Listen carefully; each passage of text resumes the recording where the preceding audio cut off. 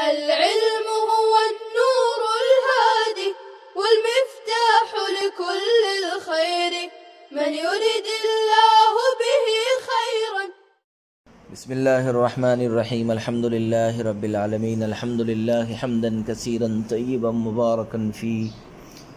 سبحانك لا علم لنا إلا ما علمتنا إنك أنت العليم الحكيم. وصلى الله وسلم على نبينا محمد وعلى آله وأصحابه وبارك وسلم تسليما كثيرا كثيرا.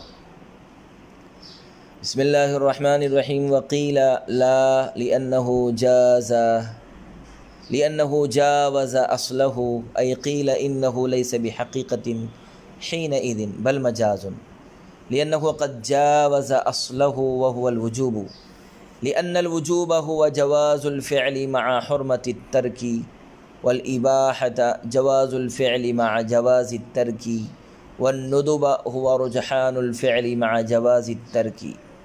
فالحاصل أن من نظر إلى الجنس الذي هو جواز الفعل فقط ظن أنه مستعمل في بعض معناه فيكون حقيقة قاصرة، ومن نظر إلى الجنس والفصل جميعا ظن أن كل منهما معان متباينة وأنواع على حدة فلا يكون إلا مجازا. وأما تحقيق أن هذا الاختلاف في لفظ الأمر أو في صيغ الأمر فمذكور في التلويح بما لا مزيد عليه. اور بعض حضرات نے کہا ہے کہ امر اباحت اور ندب میں حقیقت نہیں ہے، اس لیے کہ اباحت اور ندب میں سے ہر ایک اصل امر سے متجاوز ہو چکا ہے.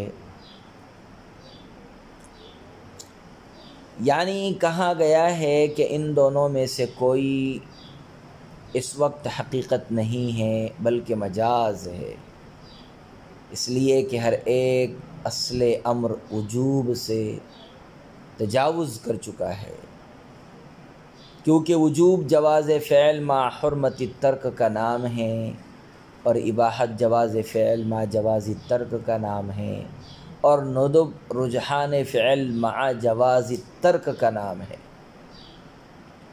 بس حاصل یہ کہ جس نے صرف جنس یعنی جواز فعل پر نظر ڈالی ہے تو اس نے یہ خیال کیا کہ اباحت اور ندب میں سے ہر ایک چونکہ وجوب کے بعض معنی میں مستعمل ہے اس لیے یہ حقیقت قاصرہ ہے، اور جس نے جنس اور فصل کے مجموعہ پر نظر ڈالی ہے اس نے یہ خیال کیا کہ ان میں سے ہر ایک دوسرے کا متباین معنی اور الگ الگ قسم ہے، لہذا یہ فقط مجاز ہوگا. اور اس بات کی تحقیق کہ یہ اختلاف خاص لفظ امر میں ہے یا امر کے صیغوں میں ہے، اس کا ذکر پوری تفصیل سے تلویح میں موجود ہے. عزیز طلبہ کرام، شیخ ابو الحسن کرخی رحمہ اللہ تعالی، شیخ ابو بکر جصاص رحمہ اللہ تعالی اور عامۃ الفقہاء رحمہم اللہ تعالی کا مذہب یہ ہے کہ جب امر کا صیغہ اباحت یا ندب میں استعمال ہوگا تو وہ حقیقت نہ ہوگا بلکہ مجاز ہوگا، کیونکہ اباحت اور ندب میں سے ہر ایک امر کے اصل یعنی وجوب سے متجاوز ہے، اور مجاز کو مجاز اسی لیے کہتے ہیں کہ وہ اصل معنی سے تجاوز کر جاتا ہے، اور اباحت و ندب میں سے ہر ایک امر کے اصل معنی یعنی وجوب سے اس لیے متجاوز ہے کہ وجوب میں دو چیزیں ملحوظ ہیں. نمبر 1 جواز فعل، نمبر 2 حرمت ترک. یعنی ان دونوں کے مجموعے کا نام وجوب ہے، اور ان دونوں کا مجموعہ نہ اباحت میں پایا جاتا ہے اور نہ ندب میں، کیونکہ اباحت میں جواز فعل مع جواز ترک کا نام ہے، کیونکہ اباحت جواز فعل مع جواز ترک کا نام ہے، اور ندب رجحان فعل مع جواز ترک کا نام ہے۔ پس جب وجوب کے پورے معنی نہ اباحت میں موجود ہیں اور نہ ندب میں موجود ہے، تو اباحت اور ندب میں امر کا استعمال اصل معنی اور معنی موضوع لہو کے علاوہ میں ہوگا، اور معنی موضوع لہو کے علاوہ میں کسی لفظ کا استعمال چونکہ مجاز کہلاتا ہے، اس لیے اباحت اور ندب میں امر کا استعمال مجاز ہوگا۔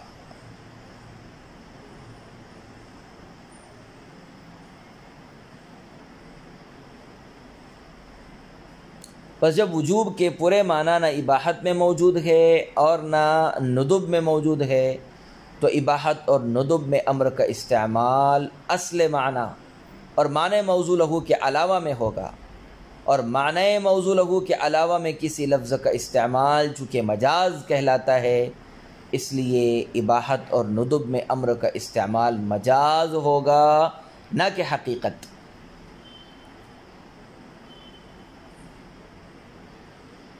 صاحب نور الانوار دونوں اقوال کا خلاصہ کرتے ہوئے فرماتے ہیں کہ علامہ فخر الاسلام نے چونکہ وجوب کی مذکورہ تعریف کی صرف جنس یعنی جواز فعل پر نظر ڈالی ہے، اس لیے انہوں نے یہ خیال کیا کہ اباحت اور ندب میں سے ہر ایک وجوب کے بعض معنی یعنی جواز فعل میں مستعمل ہے، لہذا اباحت اور ندب میں امر کا استعمال حقیقت قاصرہ ہوگا۔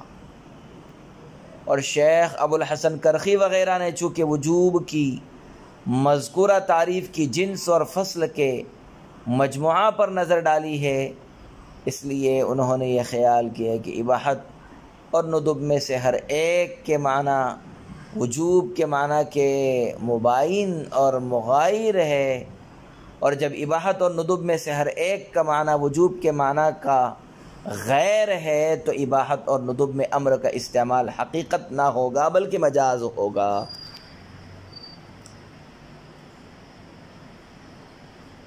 شارح نور الانوار کہتے ہیں کہ اس بات کی تحقیق کے علامہ فخر الاسلام اور شیخ ابو الحسن کرخی وغیرہ کا مذکورہ اختلاف لفظ امر یعنی حمزہ میم را کے مجموعہ میں ہے یا امر کے صیغوں میں ہیں، اس کی پوری تفصیل تو تلویح میں مذکور ہے، لیکن یہاں اتنا عرض ہے کہ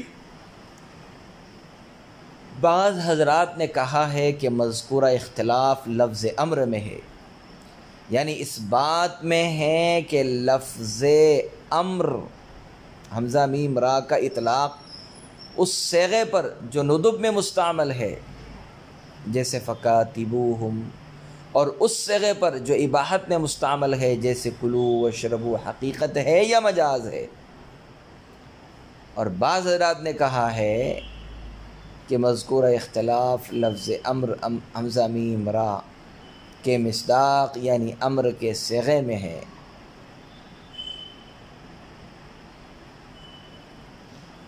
مذکورہ اختلاف لفظ امر حمزہ میم را کے مصداق یعنی امر کے صیغے میں ہے کہ اباحت اور ندب میں امر کے صیغے کا استعمال حقیقت ہے یا مجاز ہے۔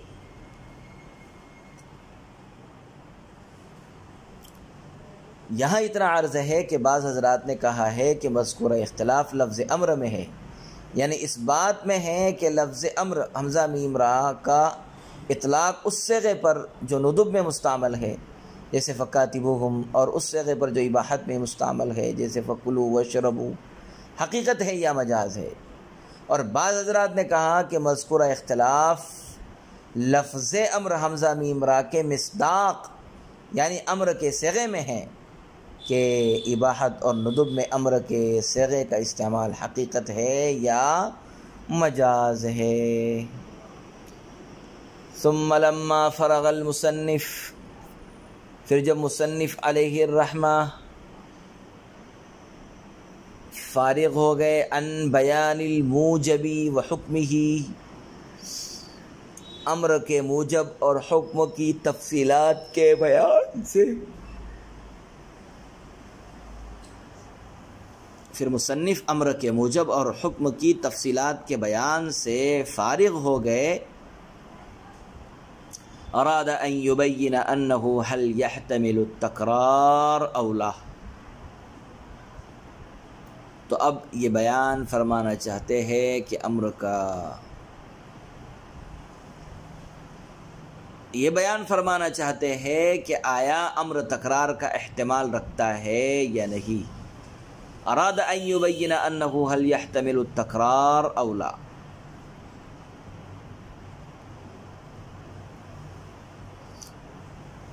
یہ بیان کرنا چاہتے ہیں کہ آیا امر تکرار کا احتمال رکھتا ہے یا نہیں رکھتا. فقال ولا يقتضي التکرار ولا يحتمله. چنانچہ فرمایا کہ امر نہ تکرار کا تقاضا کرتا ہے اور نہ تکرار کا احتمال رکھتا ہے. ای لا يقتضي الامر باعتبار الوجوب التکرار.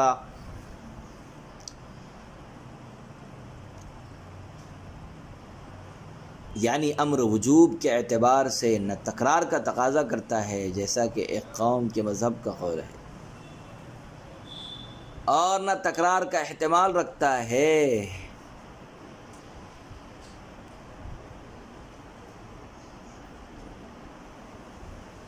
کما ذهب الیہ قوم ولا يحتمله کما ذهب الیہ الشافعی رحمہ اللہ تعالی. یعنی امر وجوب کے اعتبار سے نہ تکرار کا تقاضا کرتا ہے جیسا کہ ایک قوم کا مذہب ہے، اور نہ تکرار کا احتمال رکھتا ہے جیسا کہ امام شافعی کا مذہب ہے.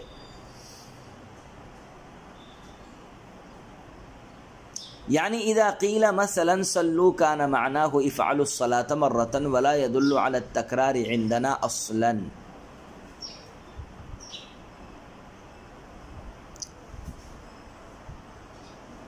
یعنی مثلا جب صلو نماز پڑھو کہا جائے تو اس کا مطلب یہ ہے کہ نماز کا عمل ایک بار کرو، اور ہمارے نزدیک تکرار پر قطعاً دلالت نہیں کرتا ہے.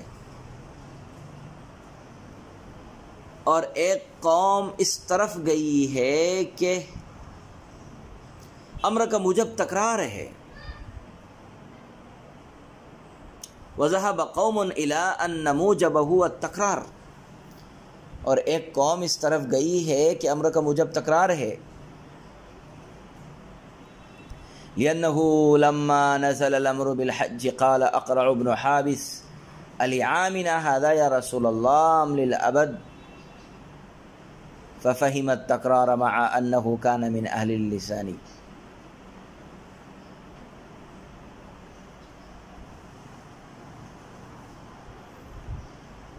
اس لیے کہ جب حج کا حکم نازل ہوا تو اقرع ابن حابس نے کہا کہ اے اللہ کے رسول صلی اللہ علیہ وسلم، حج کا حکم کیا ہمارے لیے اسی سال کا ہے یا ہمیشہ کے لیے؟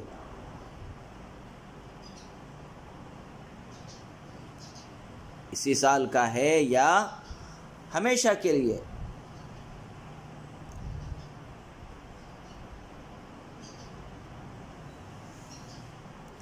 ففهم التکرار مع انه كان من اہل اللسان. بس اقرع ابن حابس نے اہل زبان ہونے کے باوجود تکرار سمجھا. چنانچہ جب معلوم ہوا کہ اس میں حرج عظیم ہے تو حضرت اقرع کو اشکال پیدا ہوا. ثم لما علم ان فيه حرجا عظیما اشکل علیہ. پھر جب حضرت اقرع ابن حابس کو معلوم ہوا کہ اس میں حرج عظیم ہے تو آپ کو اشکال پیدا ہوا. اشکل علیہ فسأل،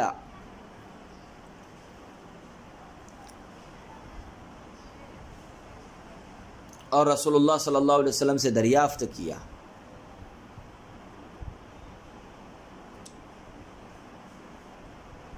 وذهب الشافعي رحمه الله تعالى إلى أن محتمله التكرار لأن اضرب مختصر من أطلب منك ضربا وهو نكرة، والنكرة في الإثبات تخص لكنها تحتمل العموم. فيحمل عليه بقرينة تقترن بها والفرق بين الموجب والمحتمل والموجب يثبت بلا نية والمحتمل يثبت بالنية ودليلنا سيأتي. اور حضرت امام شافعی رحمۃ اللہ علیہ اس طرف گئے کہ امر کا محتمل تکرار ہے، اس لیے کہ اضرب اطلب من کا ضربن کا اختصار ہے، اور ضربن نکرہ ہے، اور نکرہ کلام مثبت میں خاص ہوتا ہے لیکن عموم کا احتمال رکھتا ہے، لہذا امر کو عموم اور تکرار پر ایسے قرینے سے محمول کیا جائے گا جو اس کے ساتھ مقترن ہو. اور موجب اور محتمل کے درمیان فرق یہ ہے کہ موجب بلا نیت ثابت ہوتا ہے اور محتمل نیت کے ساتھ ثابت ہوتا ہے، اور ہماری دلیل ان قریب آ جائے گی.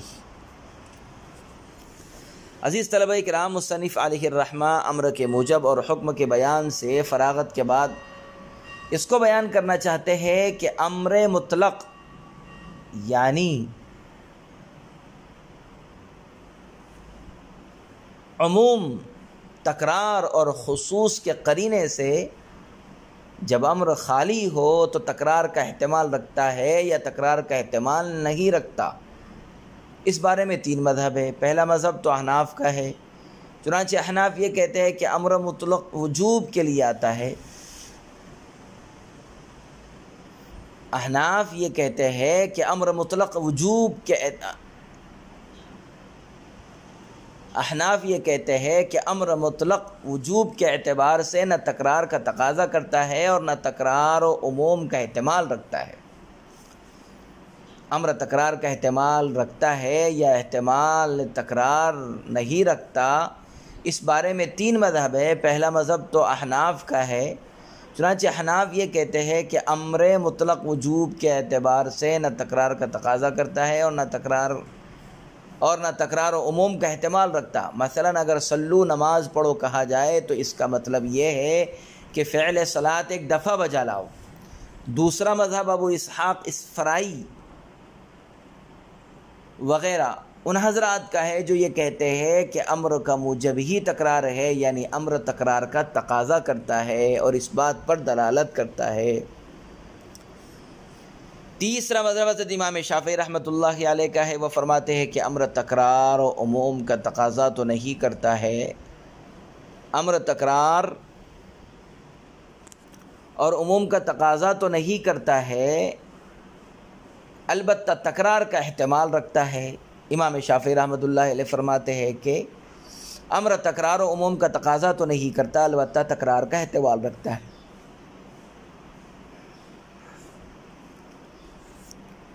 صلی اللہ وسلم علی نبینا محمد وعلی آلہ واصحابہ وبارک وسلم تسلیما کثیرا کثیرا.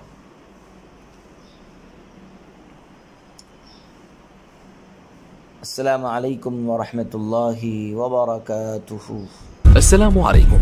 لا تنسوا الاعجاب بالفيديو والاشتراك في القناة تشجيعا لنا لنستمر بنشر المزيد إن شاء الله.